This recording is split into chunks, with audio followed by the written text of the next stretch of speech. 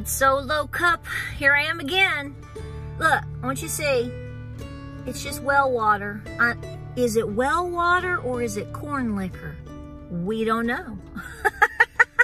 So hey guys, welcome back to the channel. Welcome to Appalachia's Homestead. I appreciate you being here with me today. We got a little series of videos going on and the wind's picking up. So I had carried the last video into, I brought you into the office because I was afraid you couldn't hear me. It's either the wind or it's them crazy turkeys and you can't hear me.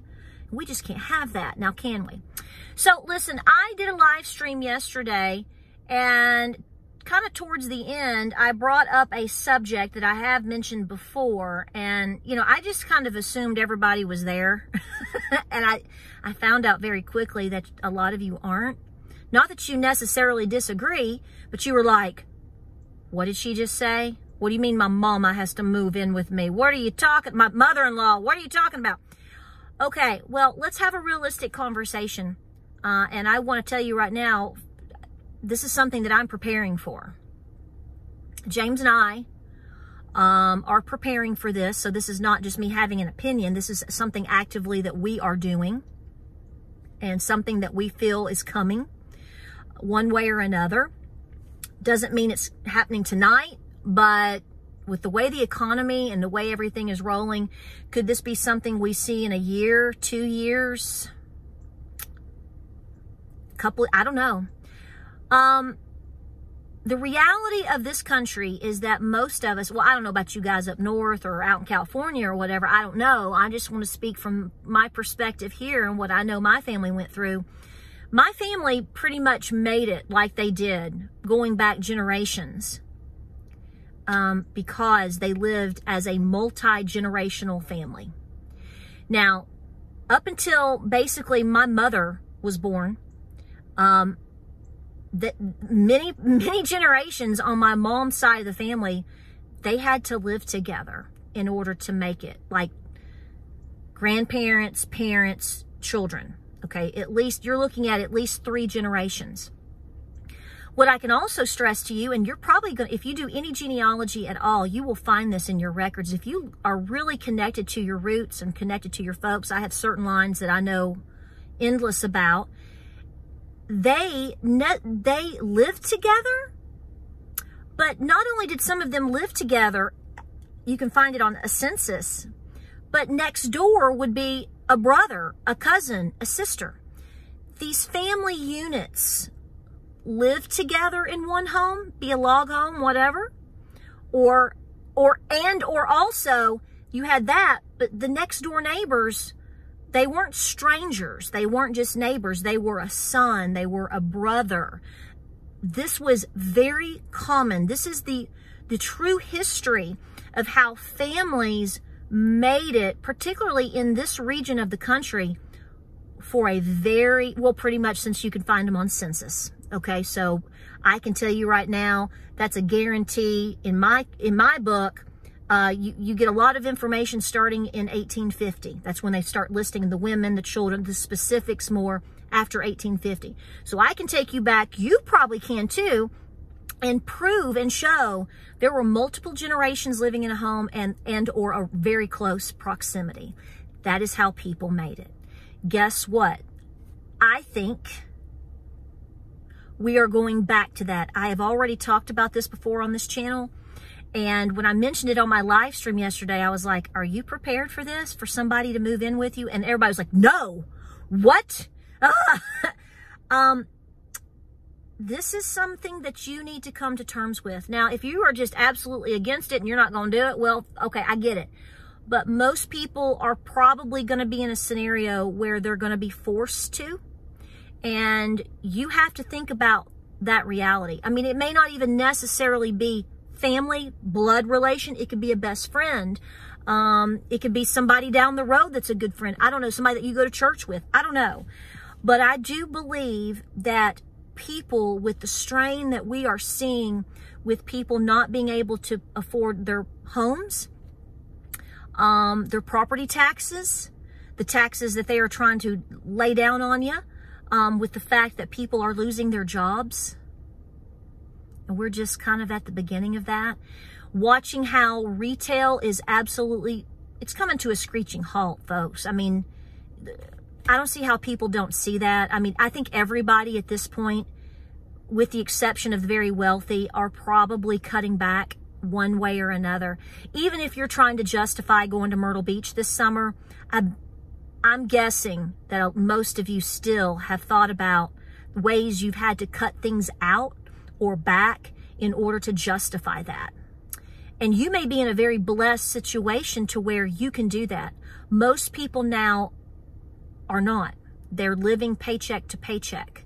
You've heard the statistics of most people may only have, I've heard two different ones, that people don't even have $400 in savings. I've heard statistics saying that the average American doesn't even have $1,000. So rent is going up. I mentioned this yesterday, and people have been saying to me, I've gotten emails and I've gotten comments very, very just detailed about, for example, my rent has gone up $300 total already this year, and it's going to go up another $300. I had one lady say that she got wind that her rent was going to go up, so she moved, and it went up $700. I don't know where she's living. That's crazy. I mean, if you're renting a house and the owner has to pay higher property taxes, well, guess what? He's going to pass that to you. I can tell you that my own son, my oldest son who lives independently, his rent has gone up. He's watching everything go up. And this is what I'm saying. You're going to have to keep a clear head about this, because these are the things that are happening. And James and I are preparing our home as best we can to, if we have to take in family members, and this is a conversation that we have, then, often, then that's what we're trying to prepare for. We're trying to make sure we have a little bit of space for that, not much. What would be the needs for our house in case we did take on, let's say my son has to move back in with me. I'm not saying he is, but I mean, let's be honest here. There's a chance, he's young. There's a chance of that. What if he loses his job? What if your dad loses his job? Are you going to let Pops hit the streets? I hope not. So I want to drop this video off, not because we haven't discussed it, and not because some of you may or may not want to do this, but because I was kind of surprised yesterday when everybody was like, "What she did?" I mean, I could have, like, I don't think I could have said anything else that would have gotten that big of a response at this point. It was pretty amazing, and I'm not upset with you, but it made me realize that there are a lot of people that maybe haven't come to terms with that. It may be you that has to move in with someone else.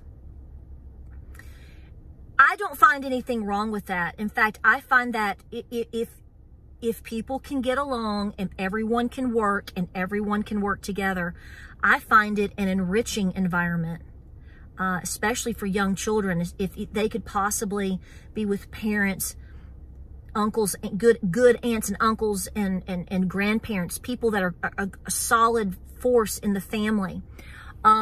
Let's be honest, it may take several adults trying to work the land, trying to work outer jobs and all of these things just to keep a small household that is multi-generational going.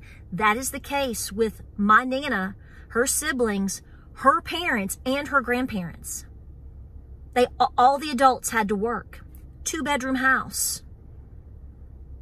They all had to work. The adults all had to work in some capacity every single day just to keep it together for themselves, for adults, and for children. Many of you have these stories in your family. Many of you have this story in your family history. I think it's something important for you to think about and to consider. And if you think there is a high chance of this happening, right now is the window, the closing window of opportunity, in my personal opinion, to prepare for that. Extra canned foods, extra set of sheets, extra towels, washcloths, basic amenities to help stretch you all out. Because here's the thing, if somebody is having to move in with you, they probably, in most cases, they may not have a whole lot of resources to bring to the table, because they've probably been very busy just to get as far out as they've gotten. You may be the one that's been more blessed to help that out. So everything counts. Even if they necessarily don't move in with you and live under the same roof, they may be close to you and they may need a lot of help. This is where we are. This is where we are. And I think this conversation needs to happen here in your family, in your mind, and just be prepared for that, because that's a major life shift. Hope this video finds you well. I appreciate you being here. Be sure to comment down below. Tell us your thoughts. I think this is a reality, guys. I think this is something that really needs to be discussed in every home right now. I hope you do it. Like, subscribe, and share. We'll see you guys on the next video.